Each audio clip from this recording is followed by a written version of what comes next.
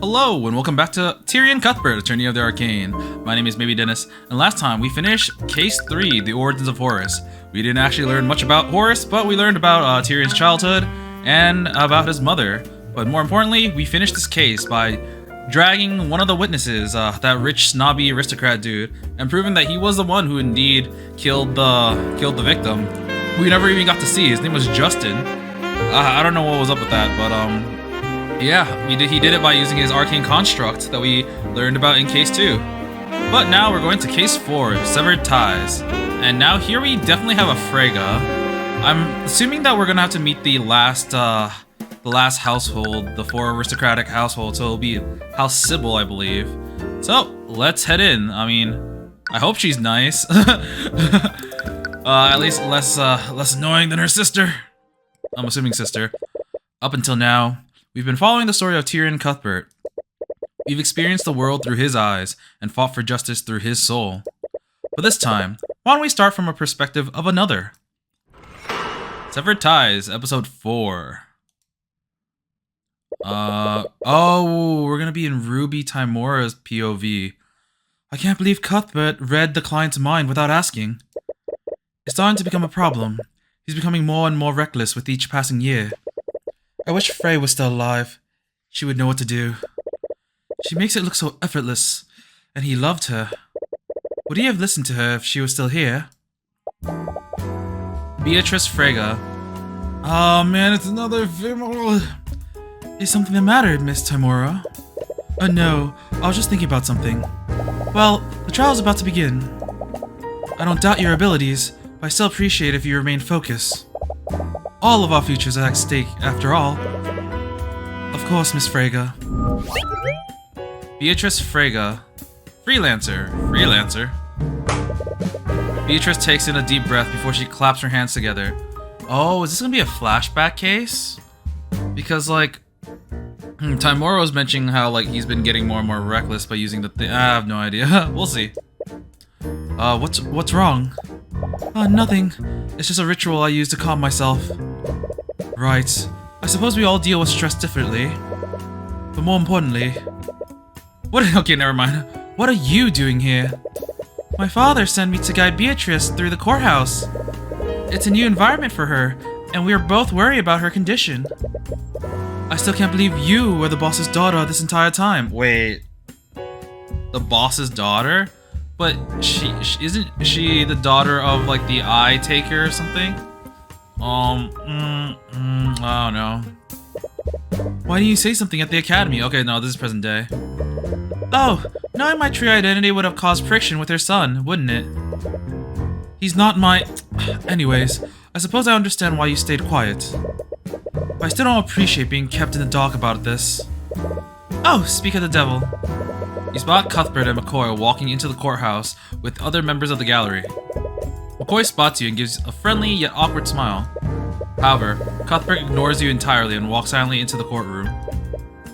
Parental troubles? We had an argument earlier. It's nothing to worry about. If you say so. You are wary about what he saw in Beatrice's mind, though. You know, this might be good because, like, the Eye of Horus is kind of like hacks, to be honest, especially for a job that relies on finding the truth. And being in Miss Timora's POV would kind of get rid of that hack. Does that mean she's guilty of something? And we're defending her? With Timora? He's always been a good kid, but his idealistic sense of justice clouds his judgment sometimes. You just hope that he's not planning to do anything reckless. The trial's about to begin. Do you really have the time to be making small talk here? Prosecutor Steelman approaches the three of you. She appears to be accompanied by someone else. Oh, he's back! Nightgrave, is that you? What are you doing here? Well... He's accompanying me as my aide for this case. I see, so I assume you'll be prosecuting? Of course. I would never pass the opportunity to face the infamous Ruby Timora. Really? If I recall, you haven't even beaten Tyrion once so far. Got him! Miss Steelman, don't strain yourself. Oh, she was about to say lady. Okay. She looks dead inside. What's that look for, Beatrice? You almost look surprised to see me here. Considering the circumstances, I thought you might rescue yourself. I'm more than capable of being objective, especially for a case of this much importance. Oh, it's got to do with the houses then. I see, I see. Well, I hope that your mind is as strong as you think. Miss Steelwind, please, calm down. Oh, how I love a good reunion. Oh, we're starting in the courtroom this time. Court is now in session for the trial of Beatrice Frege. Miss Steelwind, is the prosecution ready? Miss Steelwind? Oh, of course. The prosecution is ready, Your Honor. The defense is also ready, Your Honor. I can't do it. I gave them two similar voices because I don't have many voices. Something's off about her today. Is a personal attachment to this case distracting her? Very well. Let's proceed let's proceed the beginnings. Let's begin the proceedings. Prosecutor Steelwind, could you please list the charges? Your Honor, the defendant is charged with first-degree murder and grand theft. As many of you know, Beatrice Frege is the formerly missing daughter of the now late William Frege. And the victim of this murder is William Frege himself. Oh, she's being charged for patricide. Oh, yes, I'm well aware of that. The people of Wyvern will certainly mourn the loss of House Frege's head. Please, the only people mourning him are the banking house's shareholders. But anyways, did you also say that the defendant is accused of grand theft? Yes, Your Honor. The crime took place during the Lord's Ball, an event that was hosted in the Frege Manor yesterday evening. The Heraldson Hall of History had a gallery display within the manor. They were showcasing several magical artifacts donated to the Wyvern Historical Society. Of these items was the Sword of Spell Eating, a magical artifact that allowed the wielder to nullify magical effects. Sword of Spell Eating. Type. Clue. The Sword of Spell Eating is an ancient artifact. When wielded by a creature, that creature and anything connected to them, physically or magically, are immune to all harmful magical effects. Legend says that it was forged through a blood contract between a mage and a demon. We, the prosecution, believe that the defendant stole this item. She then used it to nullify the magical lock in the victim's study. After breaking into the study, she attacked the victim and slashed his throat open using a letter opener. He died of blood loss shortly after. Wait, why would she stab him with a letter opener if she has a goddamn sword? Especially one that would be safer to use because she will be able to nullify magic. So like, any defensive things would not work. He died of blood loss shortly after. Oh damn, look at this guy. Autopsy report. William Frege died at 3:12 a.m. Wait, the ball was taking place that late or early, depending on your point of view. Cause of death was blood loss after his throat was slashed open. Both carotid arteries were severed, meaning that death must have followed mere seconds after the wound was inflicted. Okay, that's gonna be important. Body shows several scratch marks on the face and back. Traces of illusion magic were also found on the body. I actually forgot to look. How old is our, let's see. Okay. Oh, she uses illusion magic and she's 23. Yeah, he's 62 with conjuration. Gotcha. I see. But what possible motive would the defendant have to murder her own father? William Frege and his daughter were not close. Saying that they had a strained relationship would be an understatement. In fact, 5 years prior to the murder, Beatrice abandoned and fled her home. She went into hiding and did not contact any of her friends or family. Her whereabouts were unknown until she suddenly contacted her father a week ago. Oh, we got animations for Timora. Yes. My client left Frege household because of her toxic relationship with her father. She wanted to create a life for herself that was free from his influence and abuse.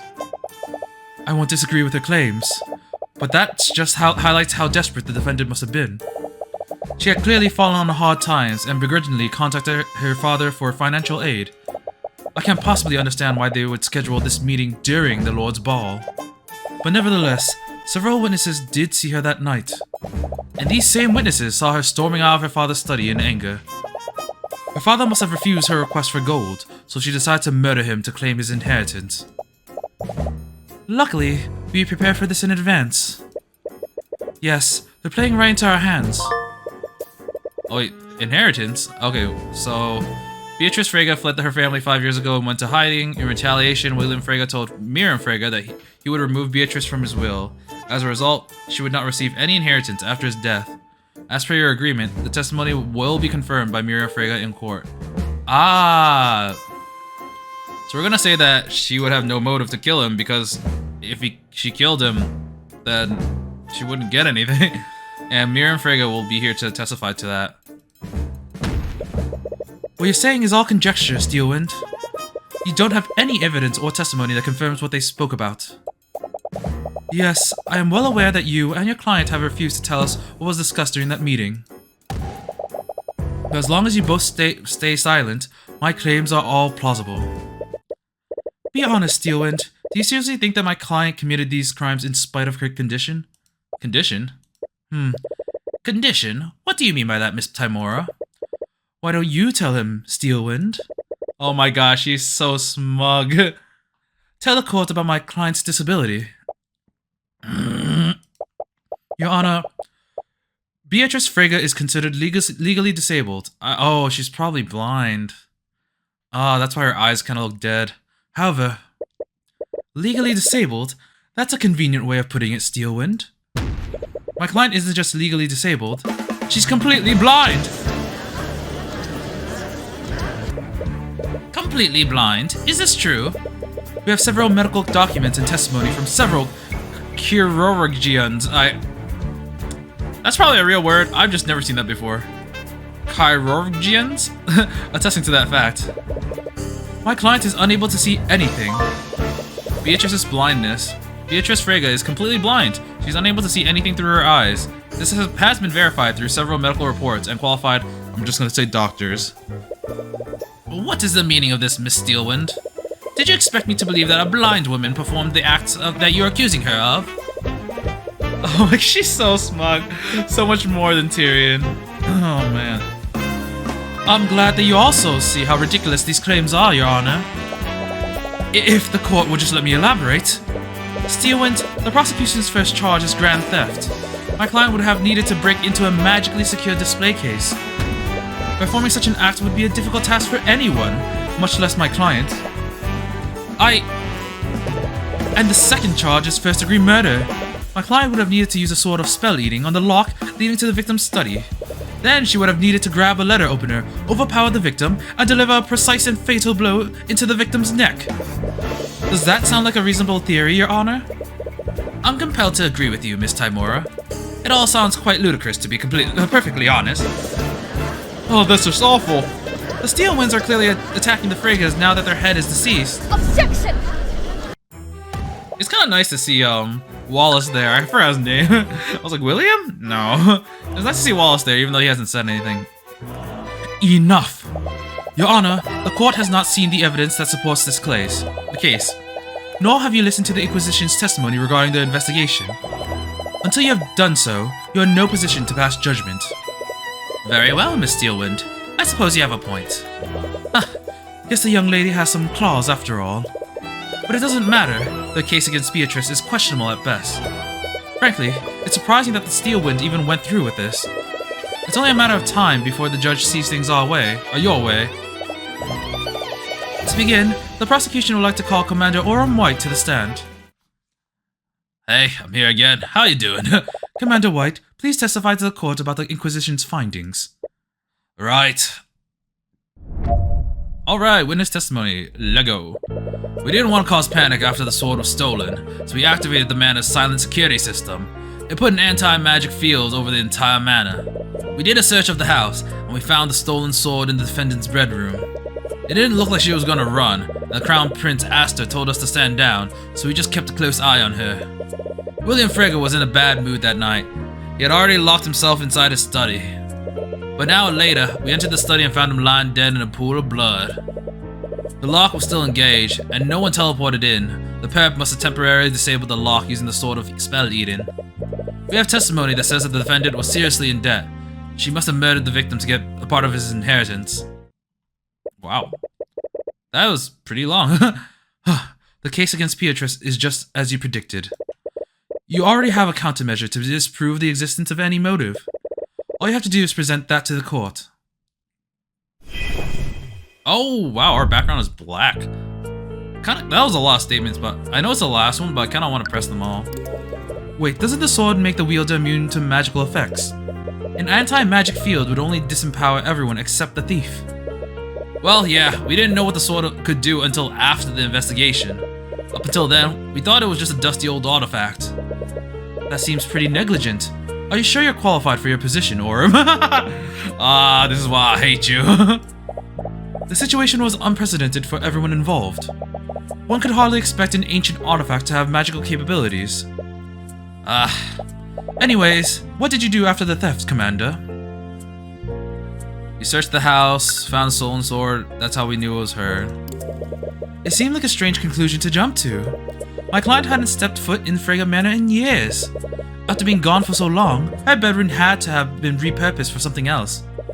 I'm not so sure about the details, but one of the defendant's sisters refused to let the servant disturb that room. I guess she was hoping that her sister would come back one day.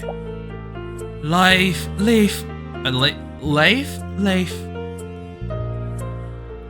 I didn't know what she was. Oh wait, one of her sisters. That means she has. Okay, so it's gonna be Leif and Miriam. It didn't look like she was gonna run, and the Crown Prince asked her, told us to stand down, so we just kept a close eye on her. And why would the prince tell you to stand down, Orm? Well, Crown Prince Aster knew the defendant well. He was confident that she wasn't going to flee the scene. Are you sure that he just knew her well? If I recall, the prince is still very adamant about her innocence. The Crown Prince is vouching for the defendant. Is this true, Miss Steelwind? It is. However, I believe that the evidence found throughout the investigation proves the contrary. Are you sure your judgment isn't simply being clouded by your jealousy? Your fiancé was previously engaged to my client after all. Oh, spicy. You're enjoying this a little bit too much. William Frege was in a bad mood that night. Did anyone see him enter the study? A few people. One of them was Leif Frege, the victim's second daughter. She said that she was really irritated that night, so he went to his study for some peace and quiet. I guess his meeting with the defendant put him in a bad mood. But the manor was covered in an anti-magic field. How did he lock the door magically? I'm not so sure how. The locks in the manor aren't affected by anti-magic fields. How? The magical lock generates a smaller anti-magic field around themselves. And the two fields cancel each other out. It's like multiplying two negative numbers together. I'm going to be honest, I have no understanding of these things. Is what she's saying true, Beatrice? Yes, overlapping anti-magic fields are a well-studied phenomenon. You'll just have to take her word for it. An hour later, we entered the study and found him dead. Who was the person that discovered the body? The same person who saw him last. His daughter, Leif Frege. Poor Leif. That must have been traumatizing for her. Did anyone else accompany Leif when she happened upon the body? Yeah, supposedly. One of the servants got himself locked in a nearby storage closet. That's suspicious. I heard a violent attack through one of the air vents. When he finally got out, he told Leif and then went to the study accompanied by some knights. The lock was still engaged. Nobody teleported in. Perf must have temporarily... The sword is integral to the case against my client. So why is the description of its capabilities so vague? To be honest, the sword is magic, but doesn't seem to behave like any spell we know about. We can't identify its magic like we usually do with the artificary devices. According to Lord Haraldson, its powers are demonic in nature. But if you ask me, it's a whole bunch of hoogie. Hee-wee. Anyways, it's obvious that it doesn't follow the normal rules of magic. Wait, what? What is it? What is it, Miss Timora? It's nothing. Cuthbert is watching from the gallery, so you must have heard that too. Could the Eye of Horus have something to do with the demons? No, focus on quitting the client first. You can worry about Cuthbert later. Either way, we've tested the sword's magic on similar locks. When used correctly, it is capable of disabling the lock on Lord Frege's study. Though we have testimony that says that blah blah blah, that... Oh well. You have testimonies? Wouldn't an official record be more valid evidence? Miss Tymora, you and I both know that your client's creditors are not the type to keep such records. So you're admitting that you have to rely on hearsay? One could conclude that. But it doesn't matter if we can prove that this debt exists. The Frege estate is unimaginably vast. Debt or no debt, that amount of wealth would be a tempting boon to any individual. She has a point. House Frege owns all the banking houses in Wyverngard. People can only dream of having that much power and wealth. The prosecution's case against Beatrice is already really weak. I'm not even sure why they bothered bringing this to trial in the first place. You already have the testimony from someone else that directly contradicts the commander's testimony. Once you present that, okay. So one thing I'm kind of curious about. So Tyrion looked into her mind, into Beatrice's mind, and probably saw that she was guilty, or at least she was hiding something. I wonder if this will be one of the cases where we're defending someone who's guilty, but we're not doing it as Tyrion because of his hacks. But yeah, this is pretty obvious. It's the inheritance. Objection! Objection! Your Honor, the prosecution's case against my client is riddled with holes, and the prosecution's proposed motive is the largest among them. What do you mean, Miss Tymora? Of all the elements of the case, the motive is the most believable. Your client would have had much to gain through her father's inheritance. That may be, but that's assuming my client had anything to inherit at all. What? Your Honor, my client fled from her psychologically abusive father 5 years ago. How do you think he would have reacted to that? Lord Frege was a petty and vindictive man. Do you honestly think that he'd leave his inheritance to someone who disobeyed him so egregiously? No, he'd do everything in his power to make sure she didn't see a shred of his wealth. Yes, we are already well aware of this. The moment she slams her cane down, you notice that the prosecution winces a little, but she quickly hides it and regains her composure. On the night of the murder, the victim made the decision to disinherit the defendant. However, his murder deprived him of the opportunity to submit his will to his attorney. This only proves that the defendant's motive. She would have needed to act quickly, lest her father submit the changed will. I'm afraid you're mistaken, Steelwind. William Frege didn't disinherit my client that night. He disinherited my client 5 years ago. I have witnessed testimony from Miriam Frege, William's youngest daughter. By her own admission, her father disinherited my client shortly after she fled the household. What? She never brought that up during questioning. Perhaps she's not as amicable to you as you thought. Haha. If you don't believe me, why don't we call her to the stand and ask her ourselves? What are you planning, Miss Tymora? I have no idea what you're talking about. Well, it's clear that we won't get anywhere until we hear from Miriam directly. Bailiff, please escort Miriam Frege to the stand. Aw, she's sad. Miriam, is the defense correct? Did your father disinherit Beatrice 5 years ago? Yes. And you didn't think it was necessary to share this information with me? Well, you never asked.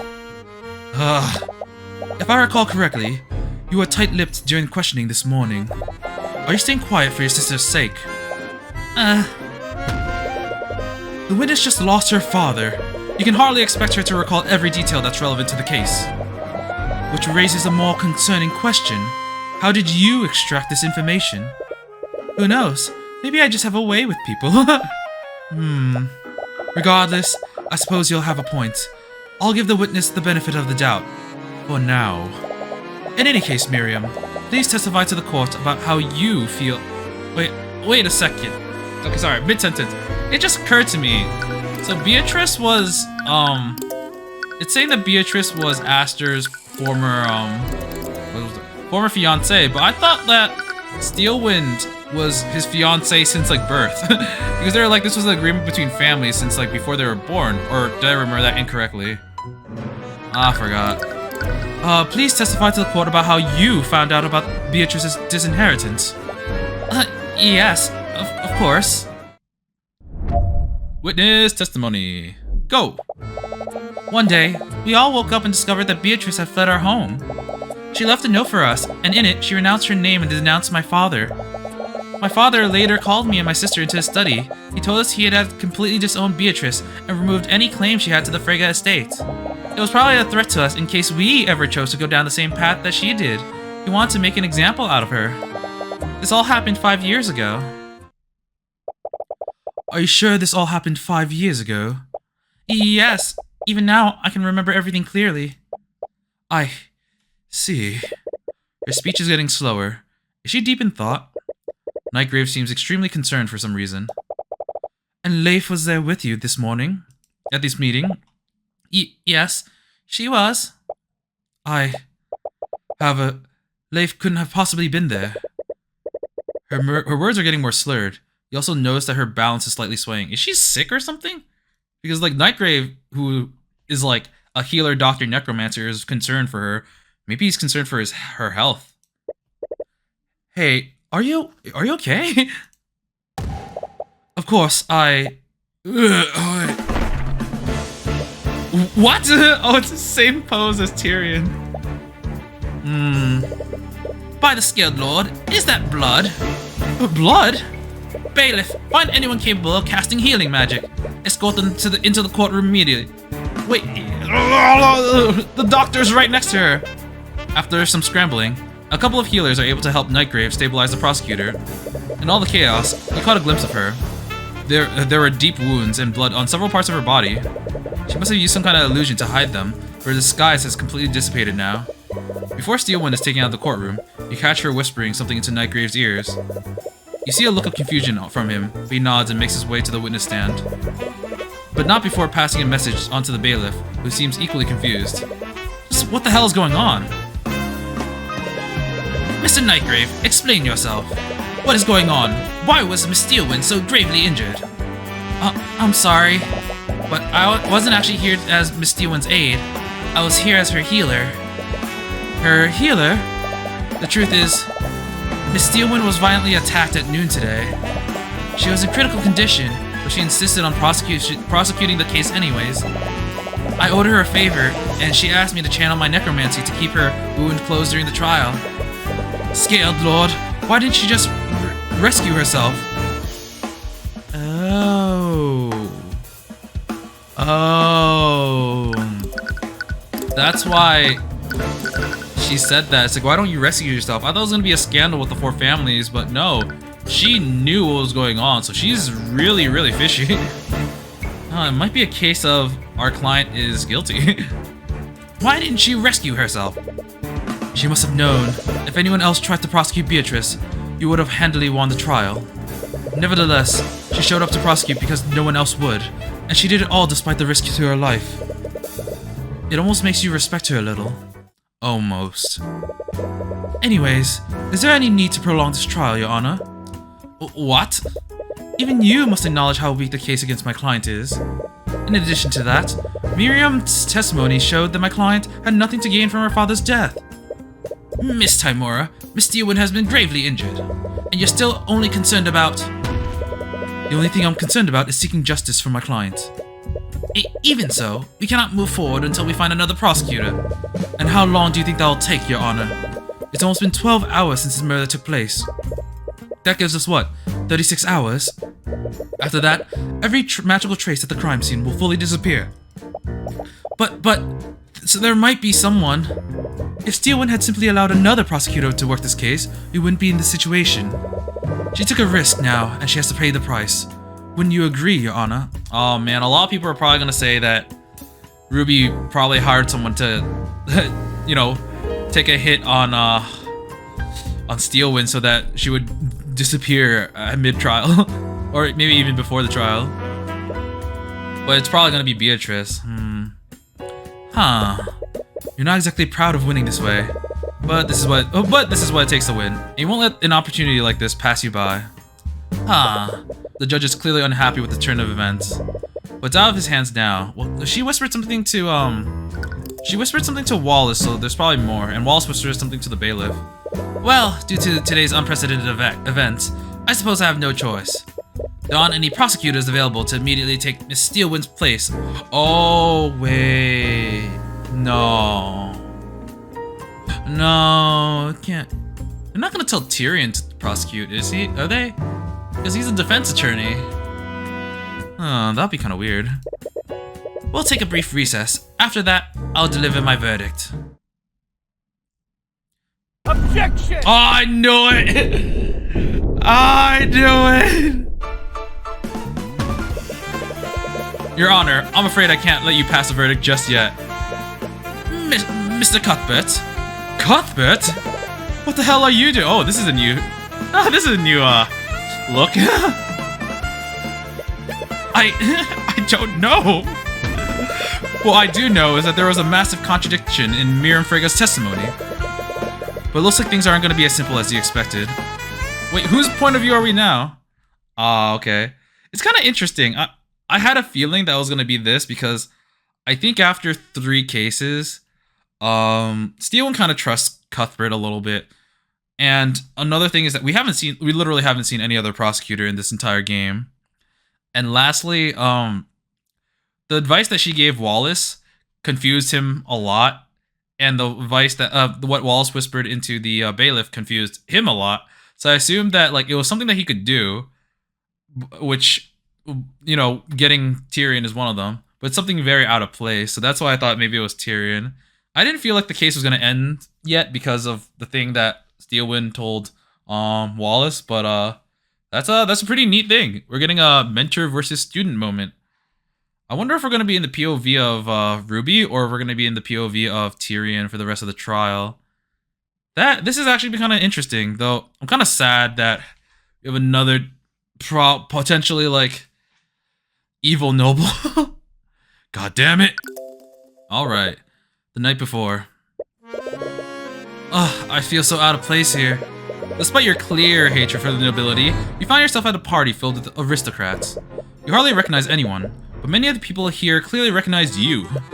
You're used to receiving dirty looks from the upper class, but you can literally feel everyone's disdain for you. Why are you here in the corner by yourself? I can't believe I let you talk me into coming here. Oh, look at her! She's so cute! For reasons unknown, you lose your train of thought. I've been waiting to wear this dress for a while now. What do you think? What's wrong? You suddenly feel extremely flustered. It's difficult to make eye contact with her. Oh, I see. Are you enchanted by my beauty? Come on, say something. Ever since that night in Oranax, you felt something has been off between you two. Oh my god, they're trying to ship them so badly. Am I interrupting something? Miss Timura? I want to check on you two before we went to meet with Lord Frege. You spot a woman silently following behind her. Oh, wait. So they were already together before the incident happened. Huh. Is she the client that Miss Timura is representing? Okay, so this is her full profile. Oh, there's a emblem or something here. I was thinking it was an animal, but if it is, I can't tell what it is. Seems like there are ears, and then there's like fur. I can't tell without. whatever. You're pretty sure this is your first time meeting her, but she still looks familiar for some reason. Hi, I'm Tyrion Cuthbert. I'm Miss Timura's ward. You extend out your hand to shake hers. She has an aristocratic air to her, so you hope that you're not being too informal. Instead of taking your hand, she claps her hands together and takes a deep breath. What? Sorry, I didn't mean to do that. It's a bit of a habit of mine. Oh. Nevertheless, she finally shakes your hand. Aw, she's smiling now. I've heard much about you, Mr. Cuthbert. My name is Beatrice. You're not sure about the details, but your mentor appears to be brokering a deal between Beatrice and William Frege. Oh, she was originally an attorney for her to probably do something with the inheritance and or get money out of him. But like not for murder, but that's kind of neat because like in Ace Attorney they're like, oh, we only do criminal cases. There's like I think one civil case in the entire game series. But yeah, they're not just doing murders, even though it ends up resulting in a murder. William Frege is the ruling lord of House Frege, so you're a little curious about what kind of deal he'd be involved in. But you learn not to pry into your mentor's business. Anyways, we'll probably be gone for a while. Can I trust you two not to cause trouble? You're in a manor filled with the highest members of the nobility. You might meet some familiar yet unfriendly faces. We'll keep a low profile, Miss Timora. Please do. Oh man, I really like her design. She's really cute. So, why were you so insistent on accompanying Miss Timora to the Lord's Ball? That's... You know you can tell me anything, right? She's happy. I guess everything that happened in Oranax made me think about things. I don't really know anything about my past or where I came from. I didn't want to think about it because of my dad and mom, but... You want to find out who your biological parents are? I do, but I don't know now. Being here is starting to make me feel weird. I still have my mom, and looking for my birth parents feels wrong somehow. I don't think that's true. Really? Miss Tamura adopted me when I was a child, and she gave me a purpose in life. But I still keep my childhood memories of my mother close to me. Miss Tamura and my mother are both important to me. I don't think it's disrespectful to find out more about yourself. I'm sure your mother will understand. You think so? Of course. And I'm also sure of another thing. If I'm with you, I doubt any of the nobles here will want to speak with you. Yeah, I didn't want to be rude, but... Don't worry, I can find something to fill the time. You're just gonna play chess alone, aren't you? Maybe. You really need to learn to talk to other people. Make some new friends or something. I don't need more friends. I usually just want to spend most of my time with you anyways. Anyways, I'm gonna try to talk to some people. Yeah, I'll see you later. Celeste leaves to mingle with some of the other partygoers. You find yourself with very little to do, and you doubt that anyone will want to engage in small talks from the likes of you. Your hand instinctively goes to your satchel, and contains your foldable chessboard. Well, it's not as if I have anything better to do. I should try to find an empty table to play on. Well, this one? Each table has a centerpiece of flowers on it. Most of the seats at the tables are filled. It doesn't look like you'll be able to play here. Several gold-tinted chandeliers hang from the ceiling of the ballroom. They look fancy enough to be worth a small fortune. It irks you a little how much wealth Lord Frege must be hoarding to afford all of this. Alright, yeah, that's it here. Oh, that's surprisingly little. Let's move to the hallway. This place looks pretty quiet, but there aren't any tables anywhere. Well, I could play on the floor. Oh, it's a dog. Whoa, it's an angry dog. What the? I was thinking the symbol on Frega's dress looked like a wolf because of the ears, but I am not 100% sure, but I'm gonna assume that now because we now have like a wolf-looking dog. I think it's a wolf. What the? While walking through the hallways, you suddenly find yourself face to face with a large wolf. Immediately upon seeing you, the wolf quickly gallops away. Did someone leave a door open? You think about telling someone, but you remember that the manor is full of nobles. You're sure a servant will spot it eventually, and it's not as if anyone will believe you anyways. It would probably be best to find somewhere else to play. The lights. There are several jewels mounted on the walls. They all look equidistant from each other. You already knew that House Frege was wealthy, but imbuing jewels into the walls makes the place look pretty tacky. They even have gold-tinted chandeliers in the hallway. It's ridiculous when you think about it. Yeah, Miriam was extremely haughty when we met her, so it's not surprising that they live in this kind of environment. The gallery. You look further around the manor and find a room with several displays.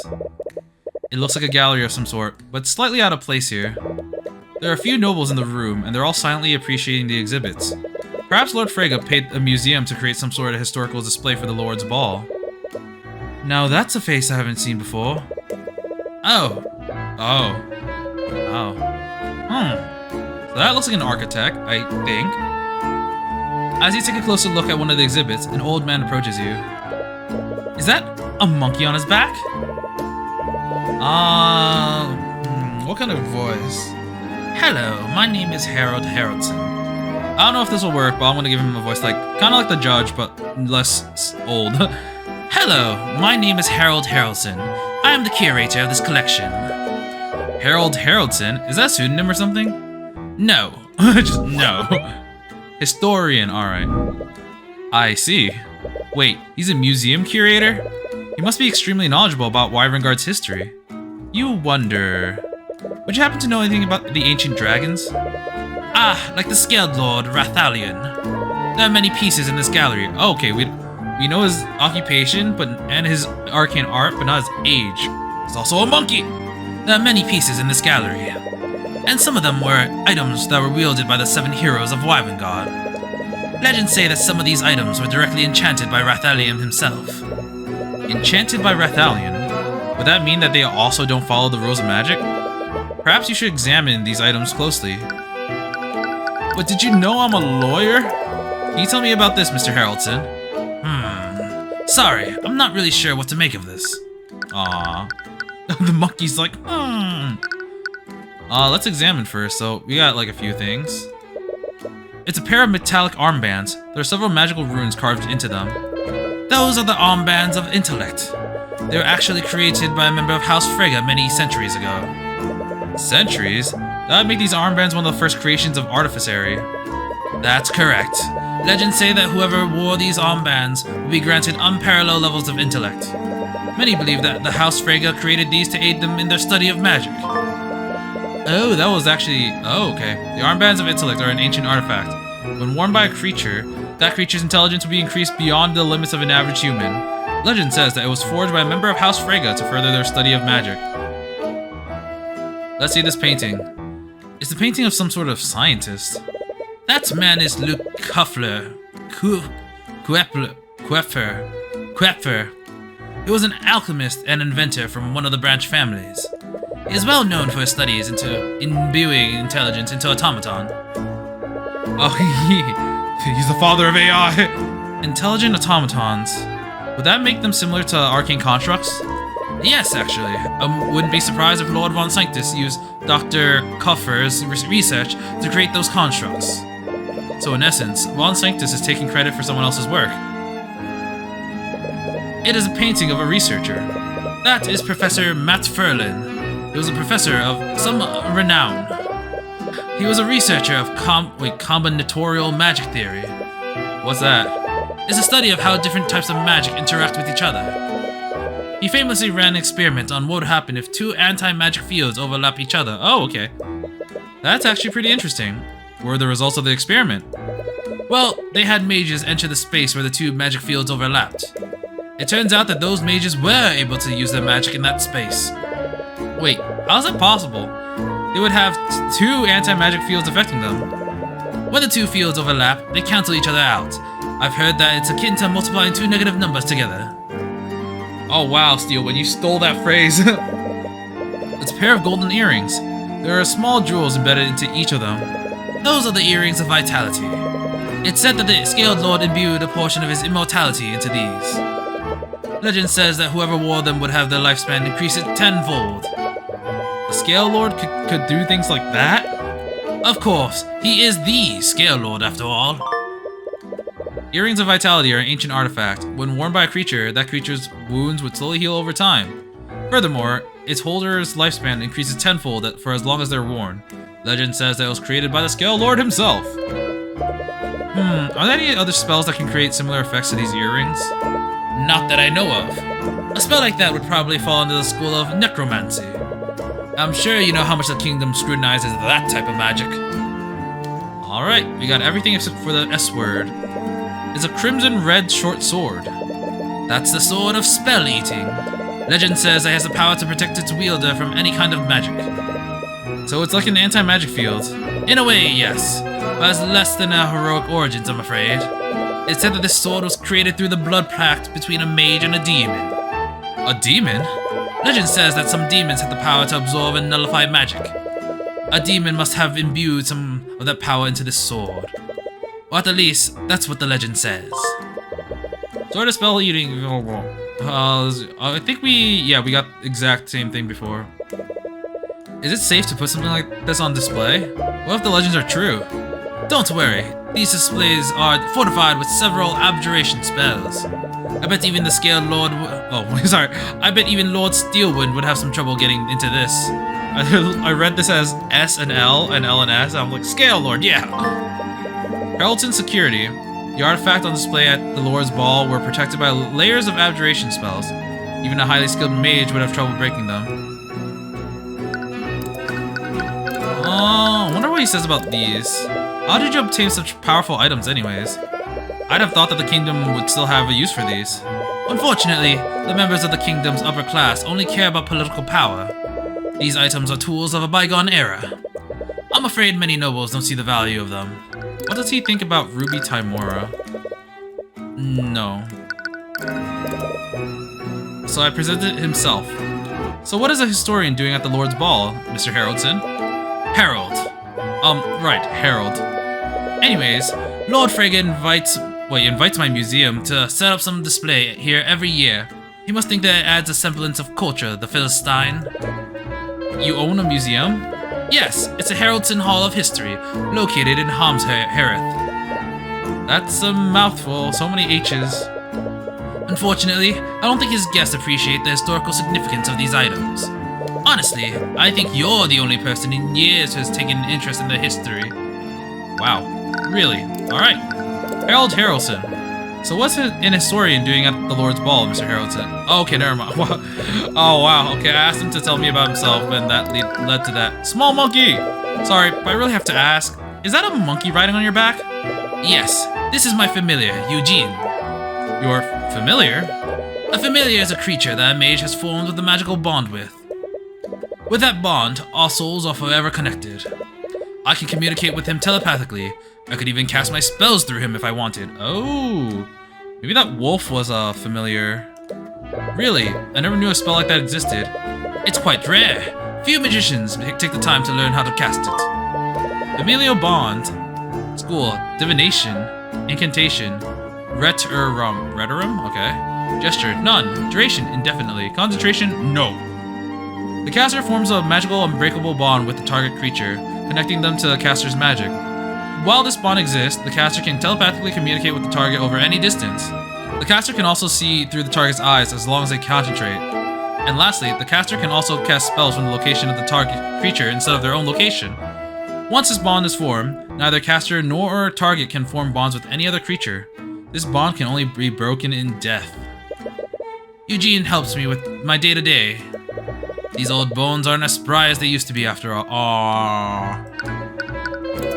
Ancient dragons. Harold. Harold. Yes, that's what I just said. As an historian, do you have a lot of knowledge about the ancient dragons? The answer to that question is somewhat complicated. What do you mean? Unfortunately, a lot of historical texts in my collection have been altered, or even outright destroyed by the Church of Bahamut. Because of that, it's quite difficult to separate myths from actual historical accounts. Right, I remember encountering a similar problem at the Imperial Academy. Ah, you must be quite dedicated to your studies. They let this simpleton into the Imperial Academy. Rude, but you suppose that can't be helped? I had to fight the church for a long time before I can even display dragon bones in my museum. Power of dragons! In the history of ancient dragons, was there any instance of them granting powers to humans? Well, of course! That's the entire premise behind the 7 heroes of Wyvangard. Does this idiot not even know about that? Right. Was there anything before that? Did they ever grant supernatural abilities that didn't follow the rules of arcane magic? Granting supernatural abilities, you say? That sounds more like something demonic in nature, rather than draconic. Demonic? Much like the ancient dragons, demons are the stuff of myths. There are many stories of people selling their souls to them for untold power. Selling their souls? You recall a note that your mother left for you before she was executed. Use my eyes, peer beyond the divine gate as I once did. She told you to use her eyes. Did your mother make a deal with a demon to give you the eyes of Horus? Is something wrong? This simpleton is far too superstitious. No, nothing's wrong. It's a bit too much to take in, but you might just be overthinking this. There haven't been any recorded sightings of demons in recent history. There are only second-hand stories and superstitions. The Eye of Horus can't possibly be demonic, can it? You hope Celeste's investigation is going better than yours. Back to the room? How dare you insinuate that I engage in an adulterous relationship? That's not what I... Enough! If you try to speak with me again, I'll have the King's Guard throw you out. Ugh, this isn't working. I don't think asking them like that would be very effective. What? Oh wow, Steelwind has a new design too. She also looks really good. Did you expect anyone here to be truthful with you? You're essentially asking them if they've cheated on their spouse. Have you been spying on me? Not intentionally. I was just surprised to see you here, of all places. Right, I guess that does make sense. You're not party crashing, are you? Of course not! I came here with Ruby and Tyrion. That honestly raises more questions than answers, but I'll take your word for it. Oh, does that mean we'll see Aster too? Anyways, you're looking for your birth parents, aren't you? Was I being that obvious? It's the only reason I can think of. Why else would you be trying to speak with members of the nobility? I don't know if it's any of my business, but think hard about whether this is what you truly want. Getting entangled in the aristocracy will only bring you misery. I've read your file. You have everything that you could ever want. You have your mother and your friends. You even have a lover. What? You're in a relationship with Mr. Cuthbert, are you not? No, Tyrion's not my... Really? From the way you two behave around one another, I just assumed. It's pretty obvious you have feelings for him. What? How obvious? Did you seriously not notice? I think that someone with his deductive reasoning skills would easily see through you. Oh yeah? What about you and Aster? I have no idea what you're talking about. Oh come on, I was there at Von Sanctus Manor. It's so obvious you like him. Please, you're grossly exaggerating things. Alright, come here boy, come here Aster. You may be my fiancé, but I only have the utmost respect for him. And what if I told you he was standing right behind you? Do you honestly think I'd fall for something like that? What are you falling for? Your Highness! Oh, oh, we have, I guess, a younger prince. Oh, hello, Lady Steelwind. Your Highness, please don't run ahead like that. Your conversation with Harold was definitely interesting, but you still find yourself with very few leads. Be it dragons or demons, the origins of the Eye of Horus still remain a mystery. You find yourself returning to the ballroom, and you spot Celeste in a corner with some other people. Is she with Aster and Steelwind? Hey Aster, what do you think of Steelwind's dress? It suits you very well, Miss Steelwind. You look lovely.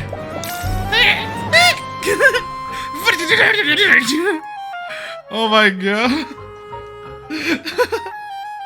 They're so cute. Gross. As you approach the group, you're stopped by the knight from the King's Guard. He stares you down. What? Repario Arcanum. Oh, that was detect magic. You hear Celeste say it all the time. That was the incantation for detect magic. The knight stares you up and down.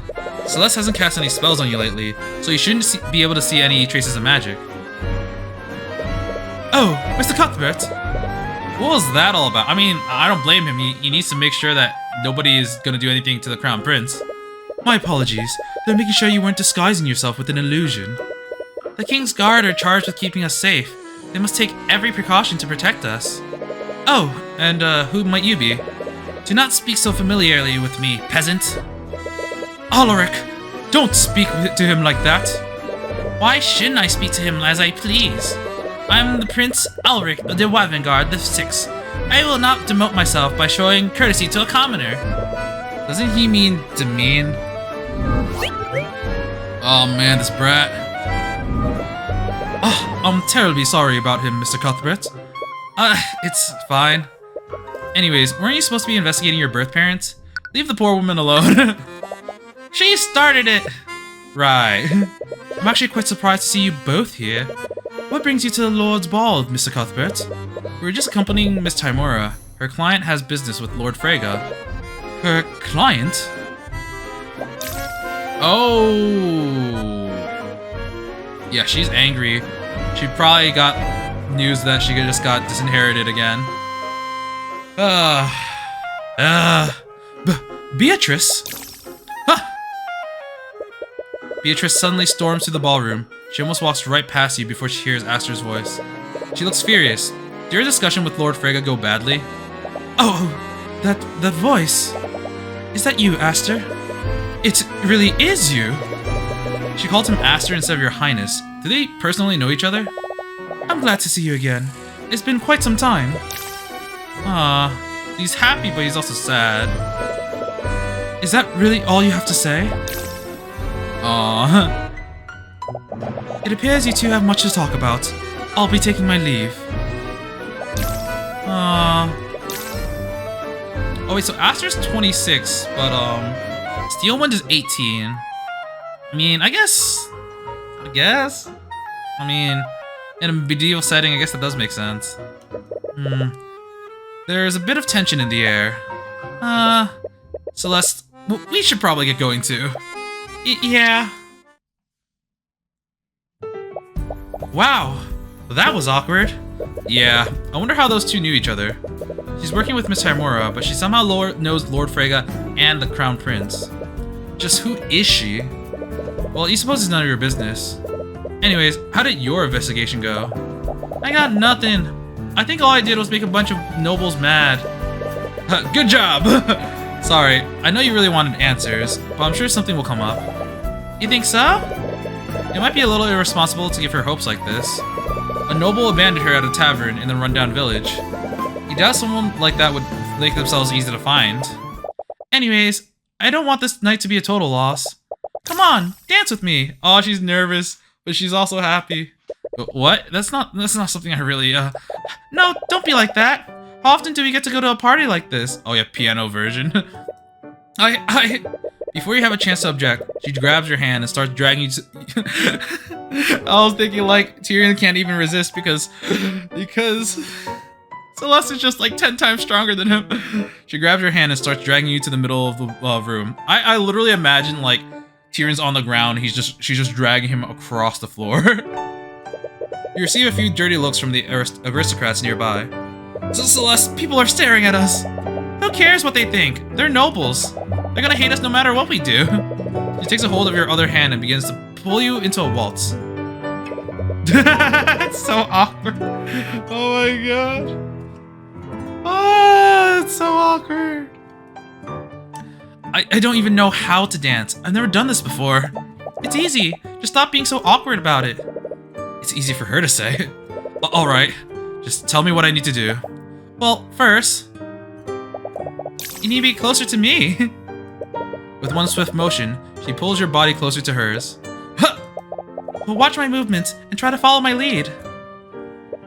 Aww, it's so cute. You seem to know a lot about these things. I had to do a lot of networking when I was a mercenary. Do you know how many times I had to charm a merchant into hiring me?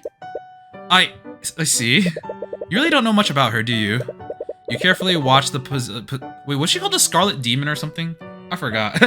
You carefully watch the position of her feet and try to match her movements. After a while, you find yourself able to match her rhythm. You still accidentally step on her foot every few beats. She doesn't even seem fazed about it. Either she's being polite or she generally doesn't feel anything. You're getting it, but don't focus too much on where your feet are. Just look at me. What? Come on, do it. You try to break eye contact with her, but every time you do, you slowly find yourself being drawn back into her eyes. Oh, they're shipping. The game is shipping them so hard. You feel so embarrassed that you're becoming lightheaded. You find yourself perspiring more than you usually do. But at the same time, you don't have any urge to break away from her. There's a comforting warmth behind all the anxiety you're feeling. Ah, there he is, the infamous Tyrion Cuthbert. Never turns away from challenging a noble, but can't dance a step to save his life. Her expression doesn't betray a hint of it, but you still detect feelings of nervousness from her. Is she just as flustered as you are? You find yourself relaxing a bit more. You're somehow able to continue matching her movements. See? There you go. Although... what is it? You know that the man is supposed to lead, right? Maybe I don't subscribe to gender stereotypes. Or maybe you just suck at this. It's been a while since you felt this calm. There's always something that you need to prepare for. A client that needs saving, a culprit that needs catching. But you're quite content with this one brief moment that you're able to spend with her. You almost find yourself getting lost in the mood. Until you spot a familiar face, accompanied by a legion of knights. No, don't tell me. The knights storm their way towards where Beatrice and Aster are. Several of the attendees take notice. They all stop what they're doing to see what's going on. Beatrice Freyga, by the authority of the Wyvern God Crown, you're under arrest. Did you just say Beatrice Freyga? Damn it, it was just getting good. We should see what's happening, shouldn't we? Yeah, let's go.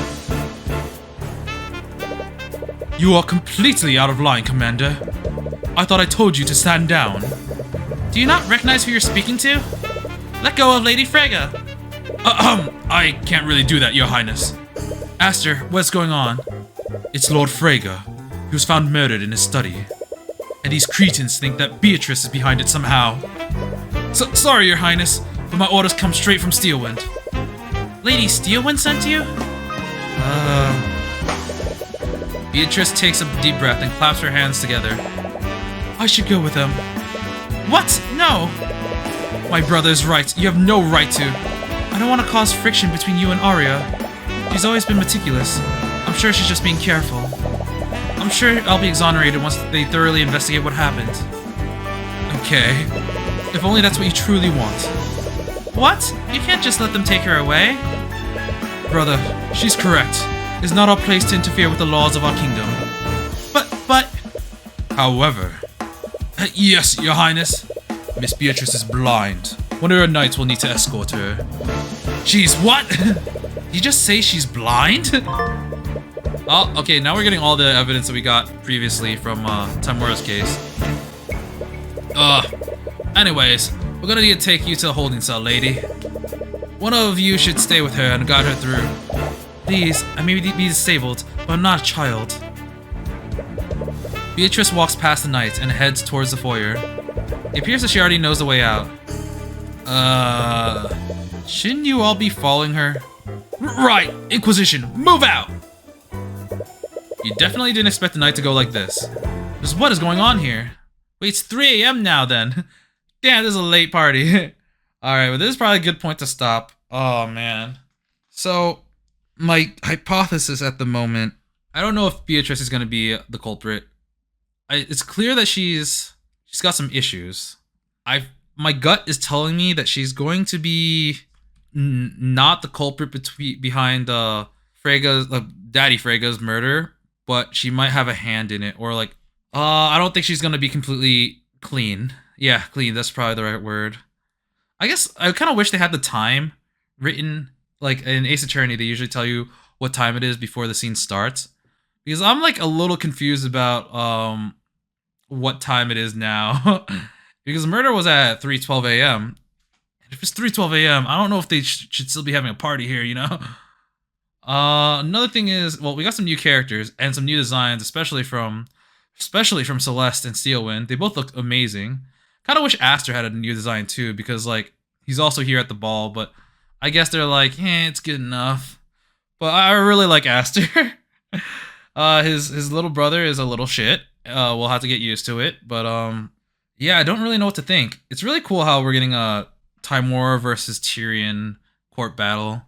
I'm assuming the next part is going to be more investigation, because, you know, we technically haven't investigated the crime scene. Don't know, honestly, enough information to really form a good opinion. But I can see why, like, Orym hates Tymora. That's very clear, judging from how they interact with each other. Tymora definitely has some tricks up her sleeve. And honestly, it's very possible that she's just going to look even worse after this trial because of what happened to Steelwind. But, yeah, we'll continue with this case next time. And until then, I will be seeing you. See ya!